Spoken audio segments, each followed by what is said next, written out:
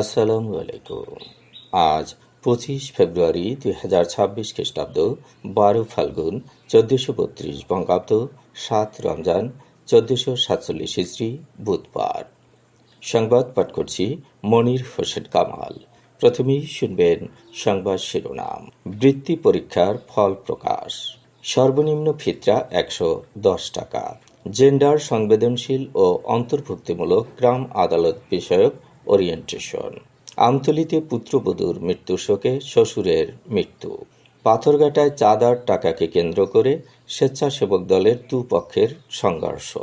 আটক 1। বরিশালে জাল টাকাসহ একজন গ্রেপ্তার। আজ 7 রমজান। ইফতার সন্ধ্যা 6টা 3 মিনিটে। সাহরির শেষ সময় 5টা 8 মিনিটে। মাইকিংয়ে রেকর্ড করা হয় লোকবেতারে। শুনলেন সংবাদ শিরোনাম, এবার বিস্তারিত। জুনিয়র বৃত্তিসহ বিভিন্ন বৃত্তির জন্য নির্বাচিত হয়েছে 68,768 জন শিক্ষার্থী। তাদের মধ্যে 9টি সাধারণ ধারার শিক্ষা বোর্ডের 46,200 জন শিক্ষার্থী জুনিয়র বৃত্তির জন্য নির্বাচিত হয়েছে। আর মাদ্রাসা শিক্ষা বোর্ডের দাখিল অষ্টম শ্রেণীর বৃত্তির জন্য 11,180 জন, ইবতেদায়ী পঞ্চম শ্রেণীর বৃত্তির জন্য 11,180 এবং কারিগরি শিক্ষা বোর্ডের জেএস ও জেডি বৃত্তির জন্য 208 জন শিক্ষার্থী নির্বাচিত হয়েছে। শিক্ষামন্ত্রী আ.ন.মা এহসানুল হক মিলন ও শিক্ষা প্রতিমন্ত্রী ববি হাজ্জাজ আজ দুপুরে সচিবালয়ে বৃত্তির ফল ঘোষণা করেন। গত 28 ডিসেম্বর শুরু হয়ে 5 জানুয়ারি পর্যন্ত চলে জুনিয়র বৃত্তি পরীক্ষা। 28 ডিসেম্বর বাংলা, 29 ডিসেম্বর ইংরেজি, 30 ডিসেম্বর গণিত এবং 5 জানুয়ারি বিজ্ঞান এবং বাংলাদেশ ও বিশ্ব পরিচয় বিষয়ের পরীক্ষা অনুষ্ঠিত হয়েছিল। 2025 সালে অষ্টম শ্রেণী উত্তীর্ণ 3,15,160 জন শিক্ষার্থী এ পরীক্ষায় অংশ নেয়। যে 46,200 জন শিক্ষার্থী জুনিয়র বৃত্তির জন্য নির্বাচিত হয়েছে, তাদের মধ্যে 14,700 শিক্ষার্থী ট্যালেন্ট পুলে বা মেধাবৃত্তি এবং 31,500 শিক্ষার্থী সাধারণ বৃত্তি পাবে। মেধাবৃত্তি প্রাপ্তরা বছরে এককালীন 560 টাকা এবং প্রতি মাসে 450 টাকা হারে বৃত্তি পায়। আর সাধারণ বৃত্তি প্রাপ্তরা বছরে 350 টাকা ও মাসে 300 টাকা করে পাবে। আগামী 2 বছর তারা এ সুবিধা পাবেন। চলতি বছরের সাদাকাতুল ফিতরের ফিতরা হার নির্ধারণ করেছে ইসলামিক ফাউন্ডেশন। এবার জনপ্রতি সর্বোচ্চ 2,805 টাকা এবং সর্বনিম্ন 110 টাকা নির্ধারণ করা হয়েছে। আজ সকালে ইসলামিক ফাউন্ডেশন বাইতুল মুকাররম সভাকক্ষে অনুষ্ঠিত জাতীয় ফিতরা নির্ধারণ কমিটির সভায় এ সিদ্ধান্ত গৃহীত হয়। এতে সভাপতিত্ব করেন জাতীয় ফিতরা নির্ধারণ কমিটির সভাপতি ও বাইতুল মুকাররম জাতীয় মসজিদের খতিব মুফতি মোহাম্মদ আব্দুল মালিক। সভায় ফিতরা নির্ধারণ কমিটির সদস্য ও বিশিষ্ট আলেমরা উপস্থিত ছিলেন। ইসলামী শরিয়া মতে মুসলমানরা সামর্থ্য অনুযায়ী গম, আটা, যব, খেজুর, কিশমিশ অথবা পনির যে কোনো একটি পণ্যের নির্দিষ্ট পরিমাণ বা এর বাজার মূল্য ফিতরা হিসাবে গরিবদের মধ্যে বিতরণ করতে পারবেন। গম বা আটা দ্বারা ফিতরা আদায় করলে 1 কেজি 650 গ্রাম বা এর বাজার মূল্য 110 টাকা প্রদান করতে হবে।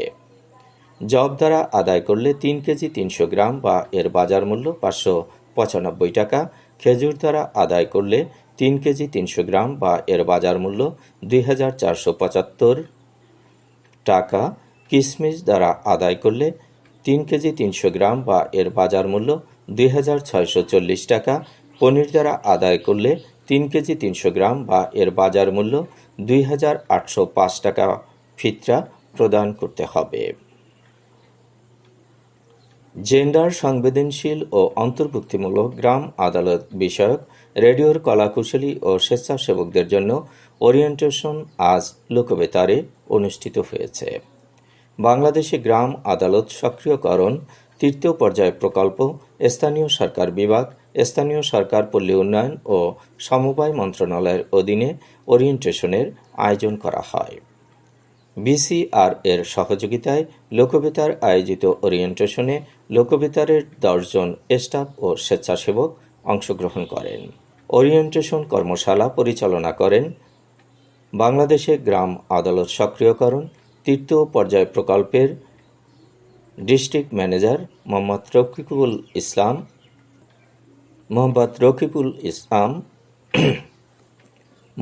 রকিবুল ইসলাম ও বিসিআর এর গোলাপ মোস্তাফিজ। আমতলীর হলদিয়া ইউনিয়নের তক্তাবুনিয়া গ্রামের সোহাগ পেদার স্ত্রী প্রসূতি লামিয়া বেগম গতকাল দুপুরে অতিরিক্ত রক্তক্ষরণে মারা যান। তার মৃত্যুর খবর শুনে শ্বশুর মোস্তফা পেদা ওই দিন বিকেলে মারা গেছেন। আমতলী উপজেলার হলদিয়া ইউনিয়নের তক্তাবুনিয়া গ্রামের সোহাগ পেদার স্ত্রী লামিয়া বেগম গতকাল ভোরে বাড়িতে নর্মাল ডেলিভারিতে একটি কন্যা সন্তান প্রসব করেন। এতে তার প্রচুর রক্তক্ষরণ হয়। স্বজনরা দ্রুত তাকে পটুয়াখালী মেডিকেল কলেজ হাসপাতালে নিয়ে যান। ওই হাসপাতালে চিকিৎসাধীন অবস্থায় দুপুরে লামিয়া মারা যান। পুত্রবধূর মৃত্যুর খবর শুনে স্ট্রোক করে তার শ্বশুর মারা গেছেন। বরিশালের গৌরনদীতে নারী দোকানের কাছে 1000 টাকার জাল নোট ভাঙাতে গেলে আশরাফ চৌকিদারকে আটক করেন স্থানীয় জনতা। পরে তাকে গণধোলাই দিয়ে পুলিশের কাছে সোপর্দ করা হয়। এ সময় তার কাছে 1000 টাকার 2টি, 500 টাকার 1টি ও 100 টাকার 18টি জাল নোট পাওয়া যায়। গতকাল দুপুর 12:30টার দিকে বংকুড়া গ্রামে এ ঘটনা ঘটে। আটককৃত আশরাফ একই উপজেলার শাহজিরা গ্রামের আনোয়ার চৌকিদারের ছেলে। পাথরঘাটায় মাছের আড়ত থেকে আদায়কৃত টাকার ভাগ নিয়ে স্বেচ্ছাসেবক দলের 2 গ্রুপের মধ্যে সংঘর্ষের ঘটনা ঘটেছে। গতকাল দুপুরে পৌর শহরের লঞ্চঘাট সংলগ্ন ব্রিজের পাশের বাইপাস সড়কে এ ঘটনা ঘটে। স্থানীয়দের সহায়তায় শামীম হোসেন নামে একজনকে আটক করে পুলিশের হাতে তুলে দেওয়া হয়েছে। আটক শামীম কালমেগা ইউনিয়নের 9 নম্বর ওয়ার্ডের মাছের খাল এলাকার মুজিবর মিয়ার ছেলে।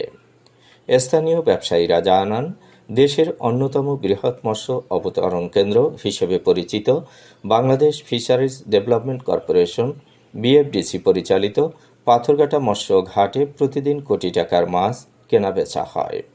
অভিযোগ রয়েছে, এখানে জেলে, আড়তদার, পাইকার ও খুচরা ব্যবসায়ীদের কাছ থেকে নিয়মিত চাঁদা আদায় করা হয়। সেই অর্থের একটি অংশ অতিরিক্তভাবে দাবি করা নিয়ে বিরোধের সৃষ্টি হয়। দুপুরের দিকে 4 থেকে 5টি মোটরসাইকেলে উপজেলা স্বেচ্ছাসেবক দলের সদস্য সচিব এনামুল হক ইমু ও তার সহযোগীরা এসে দেশীয় অস্ত্র নিয়ে হামলা চালায়। এ সময় উভয় পক্ষের মধ্যে ধাওয়া পাল্টা দেওয়ার ঘটনা ঘটে। সংঘর্ষে কালু, সোহাগ, আবু ছালে ও শামীম সহ অন্তত 7 থেকে 8 জন আহত হয়েছে। চলছে রহমত, বরকত ও মাগফিরাতের মাস রমজান। আজ 7 রমজান। আজকের ইফতারির সময় সন্ধ্যা 6টা 3 মিনিটে, সাহারির শেষ সময় 5টা 8 মিনিটে, ফজরের নামাজ 5টা 11 মিনিটে। মাইকিংয়ের রেকর্ড করা হয় লোকবেতারে। সুমধুর ও সুস্পষ্ট কণ্ঠে মাইকিংয়ের জন্য লোকবেতারের বিকল্প নেই। লোকবেতারের সাউন্ডপ্রুফ স্টুডিওতে করা হচ্ছে গান ও নাটকের রেকর্ড। সেই সাথে লোকবেতারে নামমাত্র টাকায় প্রচার করা হচ্ছে বিজ্ঞাপন। 15 সেকেন্ডের বিজ্ঞাপন প্রচারিত হচ্ছে মাত্র 500 টাকায়। 30 সেকেন্ডের বিজ্ঞাপন 1000 টাকা, 45 সেকেন্ডের বিজ্ঞাপন 1500 টাকা আর 1 মিনিটের বিজ্ঞাপন প্রচার করা হয় মাত্র 2000 টাকায়। নির্ধারিত টাকার বিনিময়ে প্রতিদিন কমপক্ষে 5 বার করে পুরো 1 মাস বিজ্ঞাপন প্রচার করা হবে। মাইকিং ও বিজ্ঞাপনের জন্য যোগাযোগ করবেন 0-1-755-56-445 নম্বরে। এবারে শুনবেন আবহাওয়ার খবর।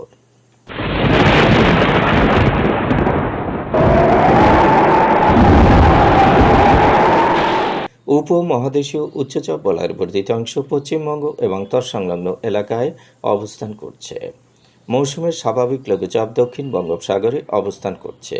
এর একটি বর্ধিত অংশ উত্তর পূর্ব বঙ্গোপসাগর পর্যন্ত বিস্তৃত। সারা দেশে ঘন কুয়াশা পড়তে পারে। রাত এবং দিনের তাপমাত্রা সামান্য বাড়তে পারে। আজ দেশের সর্বোচ্চ তাপমাত্রা ছিল রাঙামাটিতে 34.4 ডিগ্রি সেলসিয়াস এবং সর্বনিম্ন তাপমাত্রা ছিল তেঁতুলিয়ায় 14 ডিগ্রি সেলসিয়াস। বরগুনার সর্বোচ্চ তাপমাত্রা 32 ডিগ্রি সেলসিয়াস, সর্বনিম্ন 17.4 ডিগ্রি সেলসিয়াস। আগামীকাল সূর্যোদয় হবে ভোর 6টা 25 মিনিটে। সংবাদ শেষ করার আগে শিরোনামগুলো আবার পড়ছি। সংবাদ শেষ করার আগে জানিয়ে দিচ্ছি লোকবেতারের সংবাদ জানানোর মোবাইল নম্বর। আপনার এলাকার গুরুত্বপূর্ণ সংবাদ জানাতে ফোন করুন 0-177-55-66-445 নম্বরে। আর লোকবেতারের সাথে যুক্ত হয়ে গান শুনতে চাইলে SMS করুন 0-782-973478 নম্বরে। মোবাইল করবেন 0-95943854 নম্বরে। বিশ্বের সব জায়গা থেকেই শুনতে পারবেন লোকবেতার। লোকবেতার FM.org ওয়েবসাইটের মাধ্যমে শুনুন সরাসরি অনুষ্ঠান। সংবাদ পাঠ এখানেই শেষ করছি।